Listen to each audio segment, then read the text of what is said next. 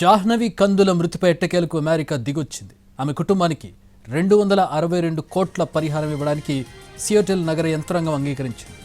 భారతదేశం గళమెత్తడం, ప్రపంచవ్యాప్తంగా నిరసనలతో చివరకు సియాటిల్ నగరం దిగొచ్చింది.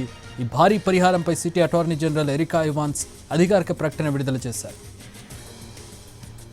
ఏపీలోని కర్నూలు జిల్లాకు చెందిన జాహ్నవి కందుల నార్త్ ఈస్టర్న్ యూనివర్సిటీలో మాస్టర్స్ చదువుతోంది.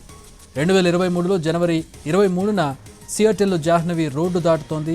కెవిన్ డవే అనే పోలీస్ అధికారి నడుపుతున్న పెట్రోలింగ్ వాహనం ఆమెను వేగంగా ఢీకొట్టింది. 40 కిలోమీటర్ల వేగ పరిమితి ఉన్న చోట ఆ పోలీసు వాహనం సుమారు 120 కిలోమీటర్ల వేగంతో దూసుకొచ్చింది. జాహ్నవి 100 అడుగుల దూరంలో ఎగిరిపడి అక్కడికక్కడే ప్రాణాలు కోల్పోయింది. ఈ కేసులో ప్రాణ నష్టం కంటే కూడా సియాటిల్ పోలీసుల తీరు ప్రపంచాన్ని దిగ్భ్రాంతికి గురిచేసింది. ప్రమాదం తర్వాత అక్కడికి వచ్చిన మరో పోలీసు అధికారి డేవియల్ ఆడ్రర్ జాహ్నవి మరణంపై జోకులేశాడు. ఆమె ప్రాణానికి పెద్దగా విలువ లేదన్నట్టుగా నవ్వుతూ మాట్లాడడం వాళ్ళ బాడీ కెమెరాలో రికార్డ్ అయింది. ఈ వీడియో బయటకు రావడంతో భారత ప్రభుత్వం తీవ్ర స్థాయిలో స్పందించింది. అమెరికాలోని భారత రాయబార కార్యాలయం నిందితులపై కఠిన చర్యలు తీసుకోవాలని డిమాండ్ చేసింది. ఈవెన్ అమెరికాలో కూడా ఈ విషయం మీద నిరసన వ్యక్తమైంది. దాంతో డేనియల్ ఆడ్రర్ను విధుల నుంచి తొలగించింది ఆ డిపార్ట్మెంట్. సుదీర్ఘ న్యాయ పోరాటం చర్చల తర్వాత బాధితురాలి కుటుంబానికి సాంత్వన చేకూర్చడానికి సియాటిల్ నగరం ఈ భారీ మొత్తాన్ని చెల్లించడానికి సిద్ధమైంది. జాహ్నవి మృతి అత్యంత విచారకరం. ఈ పరిహారం ఆమె కుటుంబ సభ్యుల వేదనను పూర్తిగా తగ్గించలేకపోయినా కొంతైనా తగ్గిస్తుందని, ఈ సెటిల్మెంట్తో ఆమె కుటుంబానికి కాస్తైనా ఉపశమనం లభిస్తుందని ఆశిస్తున్నామని సిటీ అటార్నీ ఎరికా ఇవాన్స్ పేర్కొన్నారు.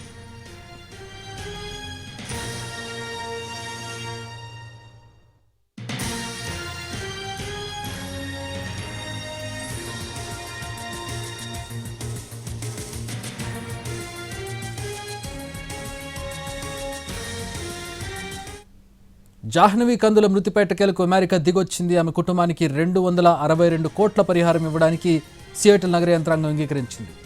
భారతదేశం గళమెత్తడం, అమెరికాలో కూడా నిరసన వ్యక్తమవడం, ప్రపంచవ్యాప్తంగా నిరసనలతో చివరకు సియాటిల్ నగరం దిగొచ్చింది.